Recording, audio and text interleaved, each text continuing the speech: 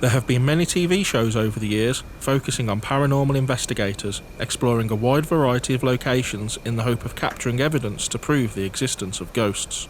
Most, if not all, of these shows focus on the investigation itself, the location, and the sole reason for their being, entertaining the viewer. The TV personalities that have dominated our screens for years are often seen as the pinnacle of paranormal investigating. Their techniques, their equipment, and their theories often imitated by many groups around the world. For this mini-series, I wanted to go back to basics. I wanted to meet the people on the ground, those who for some spend every single weekend travelling the UK, visiting locations that are purported to be haunted. I wanted to take the attention away from the ghosts, away from the jump factor that many shows have employed over the years, and delve into the psyche of the people who are dedicating their lives to investigating the paranormal. Why do they do it? What exactly do they think they are investigating? And is it just as the TV shows would have us believe? For me, it was time to go behind the equipment, so to speak, and truly understand why these people do what they do. Having been in and around paranormal investigating for over a decade now, I have met some truly fantastic people and made many friends, and now I would like for you to meet them. For this episode, we're in Powys at Judge's Lodgings with ghostly goings-on. First up, we chat with the couple who run the group, Simon and Sarah. Okay, so we're here at the Judge's Lodgings in Presteigne, which is in Wales, and we're here with the ghostly goings-on, Simon and Sarah. You guys run the group. Yes. Firstly, thank you for letting us come to the venue. Could you just give me a little bit of background to yourselves? Why do you do this? What is it you guys got into it? Well, so I think probably like a lot of people that got into it, Most Haunted may have been an opener to that. Admittedly, that's in the past with Most Haunted now, admittedly, but say that sparked an interest into the unknown, the paranormal. And so started going on groups and going to events myself and experiencing these places. We both had a common interest before we even got together as well, didn't we? So yeah. And you mentioned earlier, actually, Simon, that you two kind of bonded over paranormal investigating. It was something you guys did on a... Yeah, we did actually. You probably remember. Yeah, so I probably remember more, maybe. Yeah, so it was our third date, I think, that we went on. The ancient ram. Yeah, the ramming. And that was interesting. Yeah. And we're still together now, like 10 years later. So, yeah, now we're doing this. Yeah. So for you guys, when you come on these kind of investigations, obviously we're here looking for the paranormal, but that's quite a broad subject. What does the paranormal mean to you? To me, it's the unexplained. Something is affecting either the environment, us, in locations which you can't explain in any scientific or natural way. And this could be spirits, it could be something different, admittedly, but it's that unexplainable action or something happened, basically. You just can't explain it, and that's, to me, that is paranormal, really. Okay. I don't know whether you've got a... Well, I just believe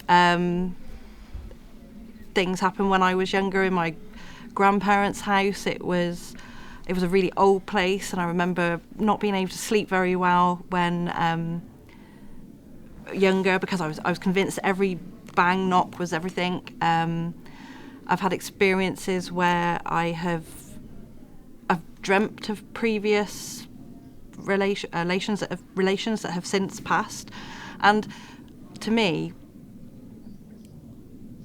it was my nan, and if I was to miss her that much, surely I would dream about her more. But I've only ever dreamt about her 3 times, I think, since she's died. That was 97, so quite a while ago. So yeah, I just believe, and I want to see more, and I want to get communication going and hear people's stories. Really, that's my take on it. Okay, so this is something you guys do regularly. You run a group. There's a great bunch of people in there ready. They're waiting. Yeah. They'll be starting the investigation with you soon. What is your approach when you come to investigations? How do you approach looking for the paranormal? You're in your groups. A lot of it is you're looking for subtle differences in the environment or touch like that. But you can use a lot of equipment, and there is an awful lot of equipment you can get out there now. But I do think almost like your old school of just calling out and listening for subtle sounds and stuff like that. That to me is like almost like your pinnacle of paranormal. That's what you want to do. You got apps, you've got equipment that can help you, but it's actually just almost going into a dark room with a group of people and just calling out and seeing if anything happens. And as I say, your equipment and apps is more there just to help facilitate this. So You said something there. What I want to kind of end this on is you mentioned how there are so many groups out there, and we know this. Ever since what I would call the Most Haunted effect, as you mentioned earlier, Simon. They're clearly responsible for you guys getting interested in this, and they're certainly responsible for myself back in the day, and I imagine hundreds of thousands of other people. There are a lot of groups out there. What makes you guys stand out? Not that it's a competition, but what would you say that you guys do differently to the norm? we always start our posts with like Yeah. GGO family or GGO fam, and I think we are like a family. Yeah, that's to say we want to run it like with almost anyone that comes. We want them to be our best friend as such, our family. We want them to just experience what we have, but in a nice, relaxed and comfortable way, rather than being and say, I know that We're not running it like a money-making No, business no. to rake in and just keep churning out investigation after investigation. We're That's doing it. like one, because we have to fit it around our own family life and things like that, and we try and give people what we would want, Yeah, and also to say what and we will go, sorry. It's almost what we had when we first started going on these, rather than running the company myself. The ones I enjoyed the most is where you go with a company and it does feel like a close group, like you are, or family. You've known each other for years, and that's the feeling I want to give across to anyone that comes on our events. And I think we do. I hope we do. And who we inherited GGO off, like right from when it started, probably more than that, 14 years ago.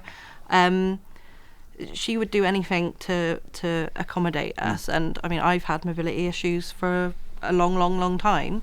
I can't do all venues and events, but ones I can, I will go to. And it's sort of like, if you've got a question, just ask us, and if we can make it happen, we'll we will and make do it happen. Yeah. And that's about it. Okay, so it really is about a family feel for you guys and making people feel welcome. Yeah. Shall we go and make everybody welcome now? Yes, we should really. A common way to start group investigations is an introductory meeting and a safety briefing. During these meetings, equipment is usually introduced and the group can become familiar with what they'll be using throughout the night. Here you can see some conventional equipment such as K2 meters and more creative methods such as a small robot called Robert. So we've got this K2 here. So what is it that this meter does in particular? So this picks up electromagnetic frequencies. So generally them used to be used for household appliances. So like you put them against like your microwaves, your TVs to make sure it's not letting off too much radiation or any excess of electricity actually coming out.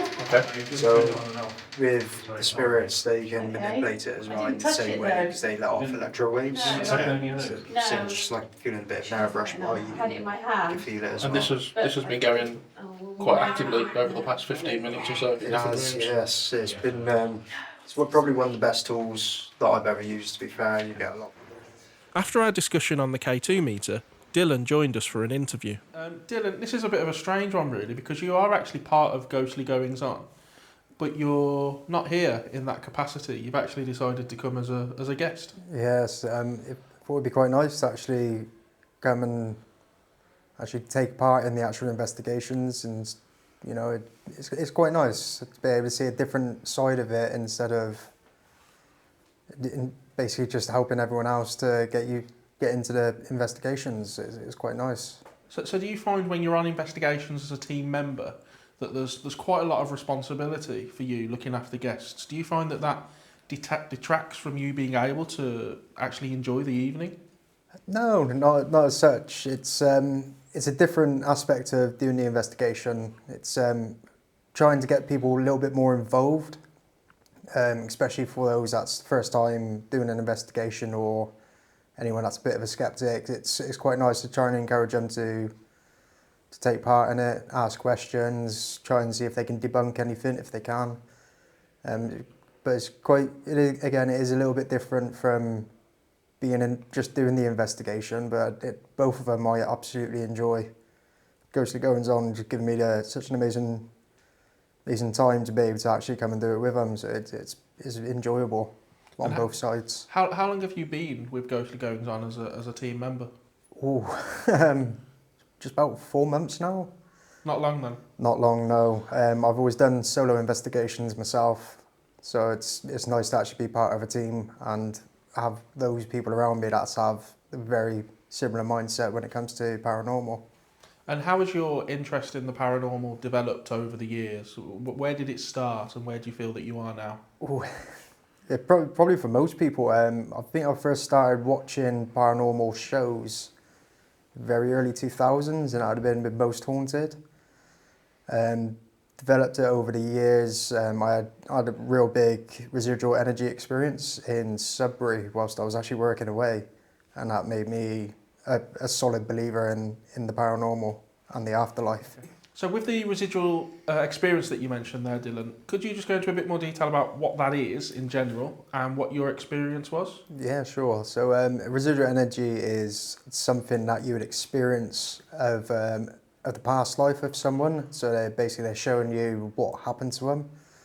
So my experience was I was staying in that old hotel in Sudbury, and it was part of the old part of the hotel, which is based on part of the watermill.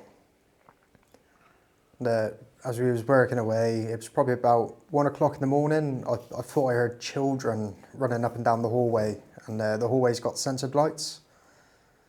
So I've just drove from Stonehouse to Sudbury, which is about 6 hours drive. So I didn't know if it was because I was tired, just been finishing work, got back to the hotel late. And it carried on for about 5 minutes. I got up, went to open the door to basically see what the hell was going on, but nothing there. So I thought I'm just hearing things. Maybe it was someone just walking up and down the hall. I'm just tired. It's been a long day. Got back into bed. Then I heard my door handle rattle. So I thought, this guy's from work. They're just playing a prank on me or something. And then I heard the key card go on my door, so I rolled over, about to have a go at him, because it was really late at night, about 1 in the morning, and there was no lights on in the hallway. Next thing I know, I've had a weight go down on my chest, and it's pushing me further into the bed. And then it felt like I was being put underneath water, and I was scrabbling for air. A couple of minutes later, whilst that was going on, a very faint noise of a woman screaming, "Help me!" And then it was like the weight on my chest just came off, came back up, managed to get the air. It felt like I was drowning.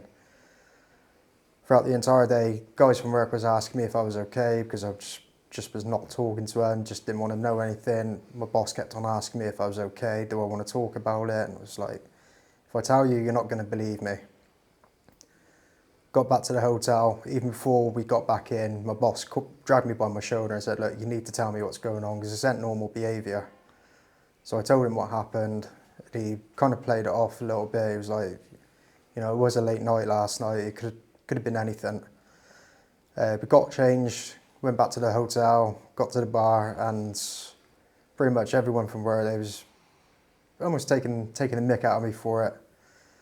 Hotel manager came up, pulled me to the side, still with an earshot, and asked me if what he heard was true. I said to him, yes, that's what I thought I felt last night, and that's when he explained back in 1908, a lady drowned underneath the mill working. So what I experienced there was the residual energy of the lady drowning underneath the watermill. Wow, what a story. Yeah. Brilliant. And experiencing things like that is only makes you more of a believer. A very solid believer of it, yes.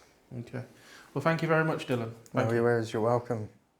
During the investigation, some of the team began to use a Ouija board. Interestingly, during the experiment, the K2 meter was very active. You will also hear a robotic voice shouting out phrases from a device.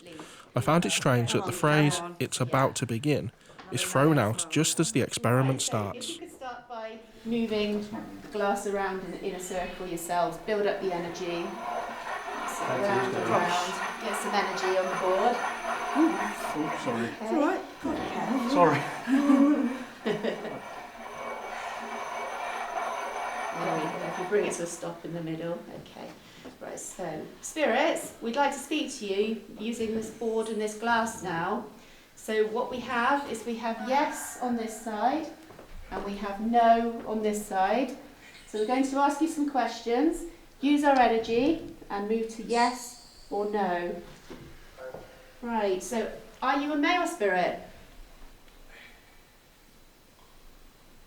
It's about to begin. It's going Okay, use our energy. K2's going mad. Again? Wow. Okay, so you step away from the lights and come and use your energy on the glass, please. Have we got a male spirit with us? Here we go, we've got some movement. Thank you, that's it, keep going. I'm telling the truth. Yeah, good, that's all good. Keep the glass moving. Are you a male spirit? Something that has become common during paranormal investigations is the use of devices such as an Alice box, which we saw in the previous episode, or mobile apps such as GhostTube. Whilst these can be entertaining, I do have my doubts about the validity of them when it comes to proving the existence of ghosts. One thing I have seen all too often is a group using these devices or apps and constructing a background story from the phrases being thrown out, which, when researched, holds no truth at all. I don't discourage the use of these, but I do approach them with a heavy dose of scepticism. Here we have a chat with Dave. Okay, so we're here with Dave. Dave, you're a member of Ghostly Goings On. How long have you been a member of this team? This is my first investigation today. Wow. So, yeah, looking forward to the future. And what got you in with Ghostly Goings On then? Because having known you for a few years personally, you've been part of other teams. What made you come and join this group?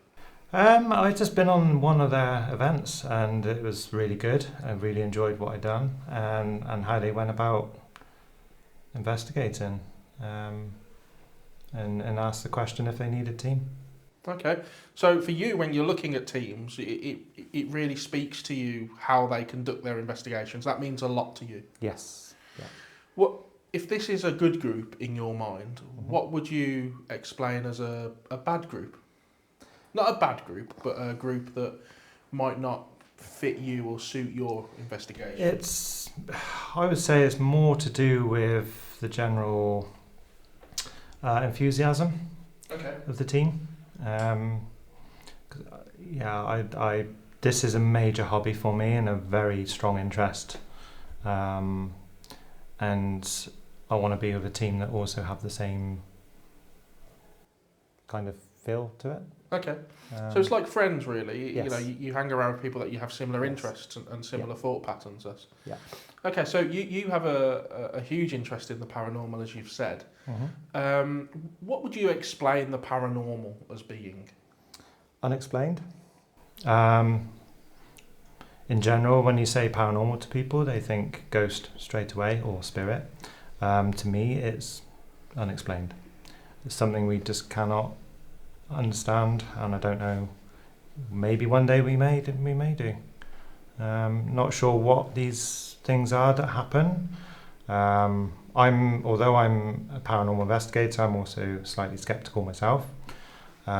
We use a lot of kit, but again, I'm skeptical.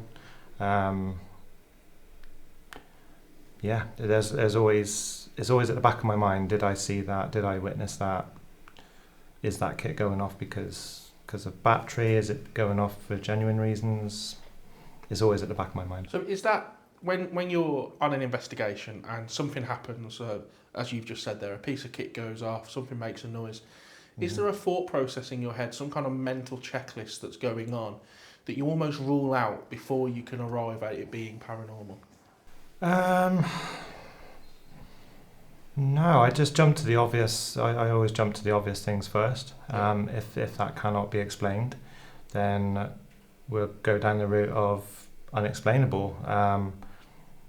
Would I call it a ghost, a spirit? I don't know. Okay. Yeah, it's just some of the things I've experienced is unusual, and yeah, I wouldn't. I'm on the fence as to whether it's actual spiritual or whether it's some other dimension or something. Okay. I don't know. Okay, well that's interesting. So for someone like yourself who's been part of many groups, what kind of advice would you give to someone that was potentially looking at joining a group? Do it. If it's your passion, it's your hobby and it's something you really enjoy and you have a huge interest in, I'd fully recommend it. For me, it was a passion since a child, from experiences I've had. Yeah, I wanted to go further in the paranormal, and joining a team does that because you get to do all these different various locations that you wouldn't normally get to go in. Yeah. Brilliant. And just finally, you just touched there on locations.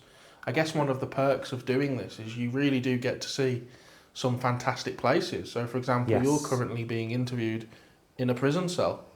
It might not look like it on the camera, but you are actually sat inside a prison cell. So you get to see some brilliant places. Is that one of the perks for you? For me, yes, because I love history, I love old buildings, yeah, it's just the whole uniqueness of what we do. It's not everyone's cup of tea. A lot of people are too scared to come to old places and old buildings, especially to investigate them. But for me, it's my passion, and I think it will always be with me forever. Brilliant. Thank you, Dave. Thank you very much. Did you talk through this device?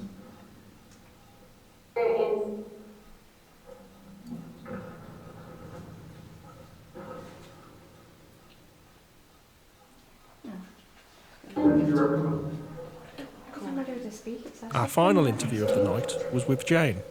So here we have Jane. Jane, this is your first ever paranormal investigation, am I right? That's correct, yes. What brought you on one? What made you think I'm going to go on a paranormal investigation?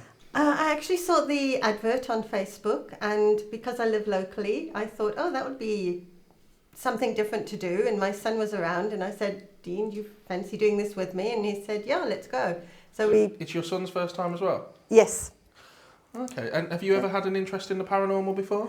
I have, but it's been years. You know, it was quite a few years ago. I used to watch quite a lot of programs, and I've seen a couple of documentaries, and I think we all loved Supernatural. So, okay. Have you ever had experiences yourself? I have had one or two. Would you like to go into some detail? One many years ago. I think I was in my 20s, and I actually had an out-of-body experience. Okay. So that sort of, in a way, did pique my interest. I think I've had other things which are I couldn't explain. Okay. So these things go around in my head, which is why I decided to, do something like this. Okay. Would you say that for you and both your son, are you both avid believers? Are you on the fence? I'd say we're on the fence. Okay. We've really come here more as observers.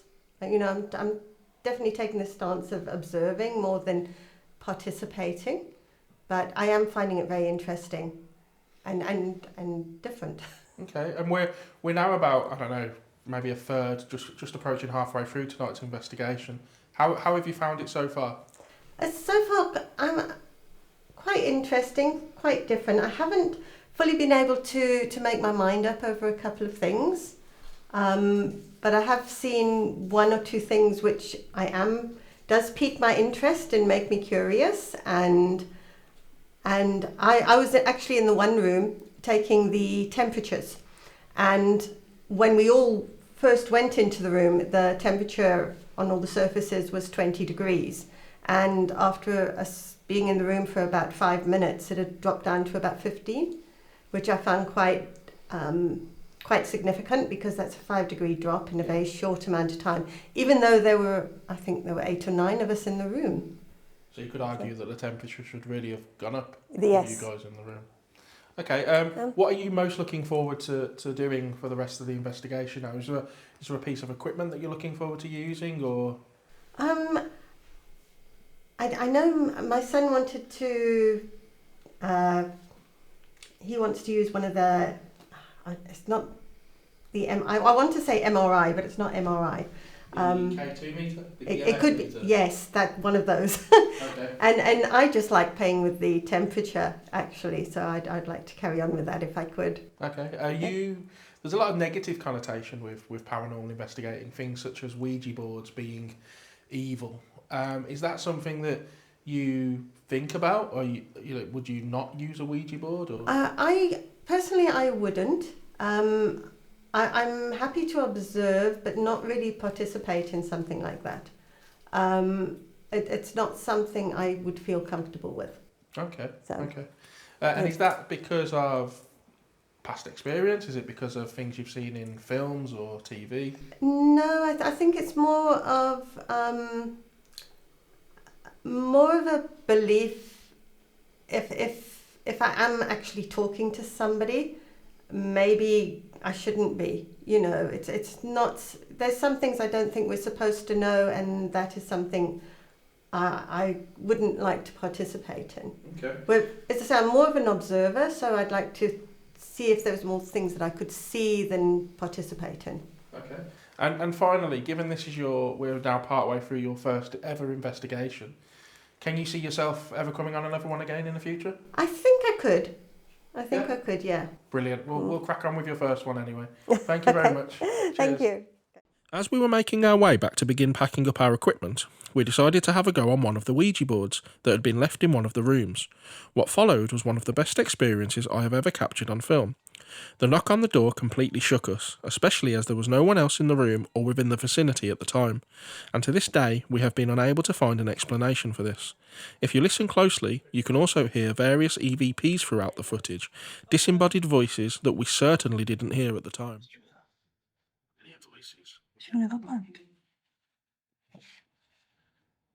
Anybody want to come and talk to us? Maybe you can move this planchette around the board.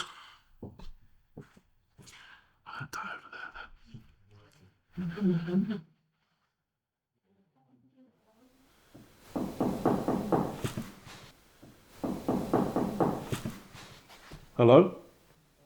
That was the door, wasn't it? Yeah. Following that unbelievable experience, our time in Wales with ghostly goings-on had come to an end. I'd like to thank Sarah and Simon for allowing us on their investigation and the time they spent with us throughout the evening. I started this project with a view to really understanding why people spend their time investigating the paranormal, and now I understand this much better. Throughout this series, I have come to realise that this is more than just investigating the paranormal. Yes, these groups provide a way for the hobbyist and more passionate investigator to visit some fantastic locations, and they enable skeptics to either prove themselves right or in some cases wrong. But it's a time where friends meet, new friendships are made, and it provides a real melting pot for all to come together and spend time doing what they really enjoy. For us as a team, we will continue to make documentaries on this topic, and we look forward to where it may take us next.